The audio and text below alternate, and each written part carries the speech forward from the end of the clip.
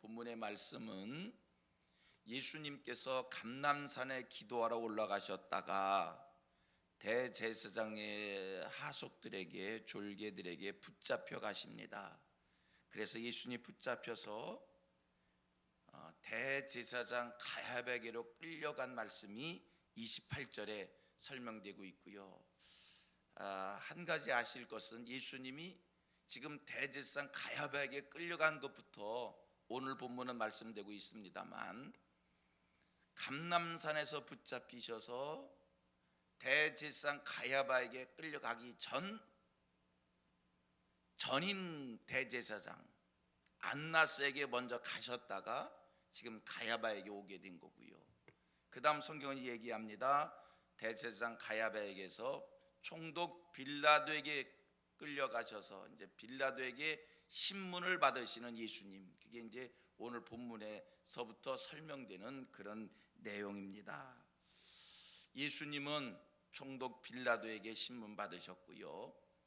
총독 빌라도에게 사형 선고를 받으셔서 소리 좀 내리세요. 요 앞에 거. 총독 빌라도에게 신문 받으셔서 사형 선고를 받으셔서 십자가에 처형을 당하십니다. 빌라도는 예수님을 사형 선고한 사람입니다. 그래가지고요, 우리가 기독교 2000년 교회 역사 속에 사도신경으로 신앙을 고백하는 그 모든 교회들은 2000년 동안 한결같이 고백을 합니다. 빌라도에게 고난을 받으사, 아주 빌라도에게 고난을 받았다는 것이 설명되고 있습니다. 역사가들의 기록에 의하면 이 빌라도가 어떤 사람이었는가, 역사가들은요 빌라도에 대해서 아주 혹평을 합니다. 그에 대해서 뭐라고 얘기하냐면 고집이 센 자이다, 교만한 자이다, 도덕적으로 부패한 자이다, 기회주의자였다, 난폭한 자였다, 늘 감정적인 사람으로 자기의 이익을 위해서라면 언제든지 돌아서는 간사한 사람이었다, 매우 타락한 사람이었다. 이게 역사가들의 기록에 의해 설명되는 빌라도의 모습입니다. 그런데 여러분, 이런 빌라도도요 예수님에 대해서 뭐라고 얘기하냐면, 나는 그에게서 아무 죄도 찾지 못했다라고 극악하고 포악하고 타락한 자의 대명사로 불렸던 빌라도도 예수님에게서 죄를 찾지 못했다라고 이렇게 얘기를 합니다. 성경을 봅니다. 예수님을 신문하던 빌라도의 외침입니다. 요한복음 19장 4절을 봅니다. 요한복음 19장 4절, 빌라도가 이렇게 악한 자가, 이렇게 타락한 자가, 이렇게 부패한 자가 예수님을 뭐라고 얘기하는가? 19장 4절, 빌라도가 다시 밖에 나가 말하되, 보라, 이 사람을 데리고 나에게 나오니, 다같이 이는 내가 그에게서 아무 죄도 찾지 못한 것을 너희로 알게 하려 함이로라 하더라. 빌라도 예수를 신문하면서 발견한 게 있어요. 예수님에게서 아무 죄도 자기는 발견하지 못했다는 거예요. 쭉 내려가서 6절을 봅니다. 제가 봅니다. 대제사장들과 아랫사람들이 예수를 보고 소리질러 이르되, 십자가에 못 박으소서, 십자가에 못 박아서 하는지라. 다같이 빌라도가 이르되, 너희가 친히 데려다가 십자가에 못 박아라. 나는 그에게서 죄를 찾지 못하였노라. 빌라도고요 예수를 신문했습니다. 그리고 그의 결론입니다. 자기는 예수에게서 죄를 찾지 못했다. 그렇다면 여러분, 빌라도의 잘못이 무엇입니까? 빌라도의 잘못이 뭡니까?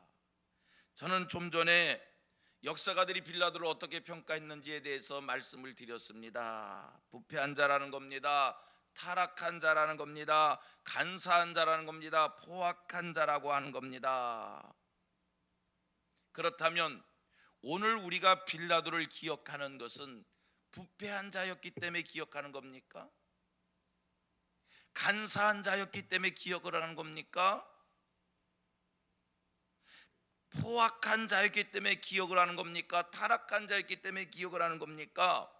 우리가 오늘 빌라도를 기억하는 그 배경이, 그 이유가 어디에 있는 겁니까? 분명한 것, 그는 타락한 자입니다. 부패한 자입니다. 간사한 자입니다. 자기의 이익을 구하는 자입니다. 자기의 이익을 구하는 이익이 생기는 일이라면 언제든지 배신할 수 있는 그 간사한 사람입니다. 그래서 오늘 우리가 빌라도를 악한 자로 기억을 하는 겁니까? 아닙니다.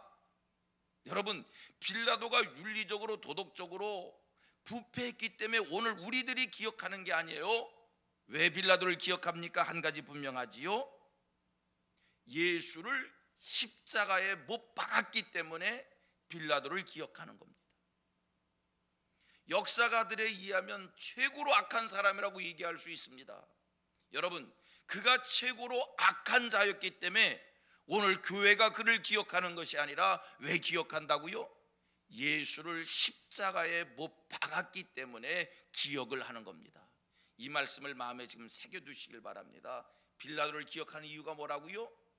예수를 십자가에 못 박았기 때문에 기억한다는 거예요.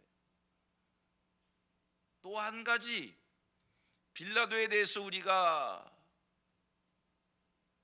기억하는 또 한 가지 사건이 있습니다. 그건 뭐냐면 빌라도의 씻을 수 없는 오점인데요, 하나님의 경고의 음성을 듣고도 돌이키지 않은 것, 이게 또 빌라도의 오점이라는 거예요. 첫째는 뭐라고요? 예수를 십자가에 못 박은 것이요. 두 번째는 뭐라고요? 경고의 음성을 듣고도 죄를 범했다는 것. 경고의 음성을 듣고도 그 음성을 쫓지 않았다는 것이 빌라도의 큰 오점이란 말씀이에요. 무슨 얘기냐면 마태복음 27장 19절 말씀을 보면 빌라도의 아내가 꿈을 통해서 경고의 음성을 듣습니다. 성경 봅니다. 마태복음 27장 19절 보세요. 27장 19절 봅니다. 총독이 재판석에 앉았을 때에 다 같이 그의 아내가 사람을 보내어 이르되 저 옳은 사람에게 아무 상관도 하지 마옵소서. 오늘 꿈에 내가 그 사람을 인하여 애를 많이 태웠나이다 하더라. 하나님이 빌라도의 아내를 통해서 예수에게 아무 일도 행하면, 어떤 일을 행하면 안 된다는 것을 경고로 일러주었고, 빌라도의 아내가 그것을 빌라도에게 전달을 했어요. 분명한 경고의 음성이 있었어요. 그럼에도 빌라도는 이 경고의 음성을 쫓지 못했다는 거예요. 성도님들, 우리 같이 고백합니다. 나의 안고 서는 것을 하나님이 간섭합니다. 또 한 번 고백합니다. 불꽃 같은 눈으로 하나님이 나를 지켜보십니다. 분명한 것, 여러분, 내 삶을 누가 간섭해요? 내 삶을 하나님이 간섭하여 주십니다. 내 발걸음을 누가 인도해요? 하나님이 인도하여 주십니다.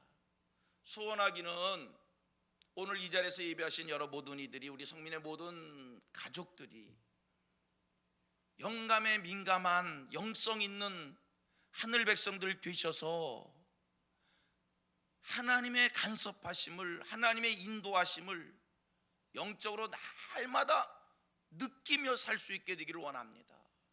다시 고백합니다. 영성을 맑히고 닦고, 계속해서 영성을 맑히고 닦고 성장시키어 하나님의 간섭하심, 하나님의 인도하심을 느낄 수 있는 영감 있는 성도들 되기를 바랍니다. 아까 우리 고백했어요. 하나님이 내 삶을 간섭하신다는 것이고 하나님이 내 삶을 인도하신다는 거예요. 여러분, 우리들이요 영적으로 둔해 있어서 그렇지, 우리가 하나님의 말씀하심에 귀를 기울이지 못해서 그렇지, 분명한 것, 매일매일의 삶 속에 하나님의 경고의 음성이 있고요, 하나님의 축복이 있고요, 하나님의 인도하심이 있고요, 하나님의 간섭이 있다는 겁니다. 아멘입니까? 빌라도가 예수를 재판할 때 빌라도를 간섭하신 우리 하나님께서 내 삶을 하나님이 어찌 간섭하지 않겠어요? 고백합니다. 내 삶을 하나님이 간섭하십니다. 우리가 영적으로 둔해서 그 간섭을 못 느끼는 거지, 분명한 것 하나님의 이런 모양 저런 모양의 간섭이 있는 거예요. 오늘 이 새벽에 들려지는 말씀이 오늘 하루에 여러분들의 삶에 하나님의 인도하심이 있고 하나님의 간섭이 있는 줄로 믿습니다. 하나님의 경고가 있는 줄 믿습니다. 그러한 간섭과 인도와 경고가 있을 때 여러분 인도 받으셔야 돼요. 간섭을 받으셔야 돼요. 경고의 음성을 들으셔야 돼요. 빌라도의 잘못이 뭐라고요? 첫 번째 하나는요, 여러분 빌라도가 윤리 도덕적인 죄가 문제가 아니라는 거예요. 그가 부패한 것이 문제가 아니라는 거예요. 그가 완악한 것이 문제가 아니라는 거예요. 지금 우리가 빌라도를 기억하는 것은 물론 윤리 도덕적으로 깨끗해야 됩니다. 성결해야 됩니다. 정직해야 됩니다. 순수해야 됩니다. 하지만 여러분, 하나님 앞에서 정말로 무서운 것은, 하나님 앞에서 돌이킬 수 없는 무서운 심판의 대상이 될 수 있는 것은 예수를 십자가에 못 박는 일입니다. 두 번째, 주의 음성, 주의 간섭, 주의 경고하심이 있음에, 주의 인도하심이 있음에 인도를 따르지 아니하고 순종치 않고 경고의 음성을 듣지 않고 내 마음대로 행할 때 이것이 하나님 앞에서 무서운, 돌이킬 수 없는 책망이 될 수 있는 것이고요, 심판이 될 수 있다는 겁니다. 말씀을 정리합니다.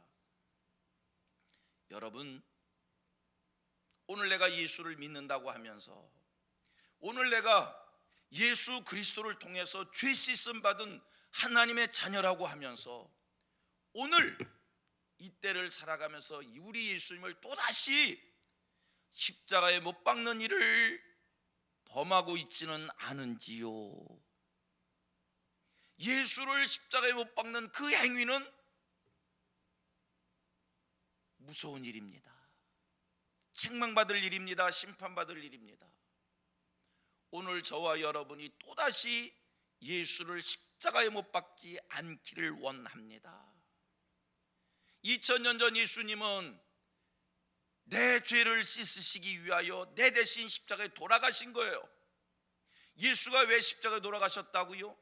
죄범한 인생들이 하나님 앞에 설 수 없기에 죄범한 인생들의 죄를 해결해 주시기 위하여 십자가에 돌아가신 거예요. 십자가에서 물과 피를 쏟으신 거예요. 오늘 우리가 또다시 죄범한 행위를 할 때 죄범한 자의 모습으로 하나님 앞에 설 수 없어요. 예수를 또다시 십자가에 못 박는 일입니다.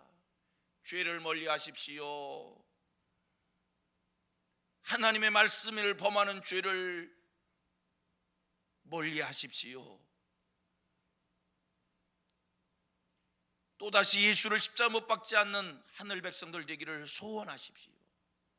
그리고 영감 있는 성도들 되시어서, 영성 있는 성도들 되시어서 주의 음성 듣고 순종하시고, 주의 경고하심 있을 때 경성하시고, 그래서 우리들의 삶이 하나님 앞에서 책망 있는 삶이 아니라 우리의 삶은 하나님 앞에서 복을 누리는 성도다움이 있는 천국 생활이 되는 이 은혜의 복이 있기를 축원합니다. 다시 반복해 드립니다. 다시 반복해 드립니다. 하나님은요, 오늘도 여러분들의 발걸음을 인도해 주고 계십니다. 하나님은요, 오늘도 여러분들의 삶을 간섭하여 주십니다. 하나님은요, 오늘도 우리가 곁길로 가면 어떻게 하나 해서 그때마다 경고의 음성을 들려주시고 있습니다. 하나님은 오늘도 우리를 응원해 주시고, 오늘 우리를 향해서 박수 쳐 주시고, 우리를 축복해 주시는 줄 믿습니다. 주의 인도 따라 사는, 주의 간섭받으며 사는 성도 될 수 있도록 영감에 민감한 우리의 영성을 날마다 맑히고 닦고 성장시키는 일에 힘을 다하는 우리 성민의 모든 가족들 되어지기를 주님의 이름으로 축복합니다.